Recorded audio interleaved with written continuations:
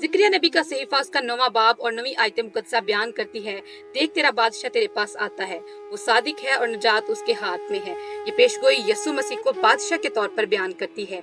यसायाह नबी भी अपनी पेशगोइयों में यीशु मसीह को बादशाह ही बयान करते हैं।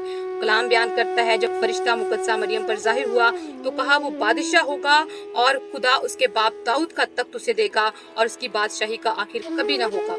कलाम बयान करता है, जब यीशु मसीह की पैदाइश हुई तो मजूसियों ने आके सवाल किया, यहूदियों का बादशाह जो पैदा हुआ है वो कहाँ है। यीशु की पैदाइश के मौका पर जो तहाइफ यीशु मसीह को पेश किए गए उसमें से सोना इस चीज को जाहिर करता था कि यीशु मसीह बादशाह है। जब यीशु मसीह को सलीब दी गई तो यीशु मसीह की सलीब पर जो कुतबा लगाया गया उस पे लिखा गया कि यीशु मसीह यहूदियों का बादशाह है। डाकू ने कहा, ऐ यीशु जब तू अपनी बादशाही में आए तो मुझे याद रखना। मुकाशफा की किताब बयान करते यीशु मसीह की रान और पोशाक पर लिखा है वो बादशाहों का बादशाह और खुदाबंदों का खुदाबंद है। जब 7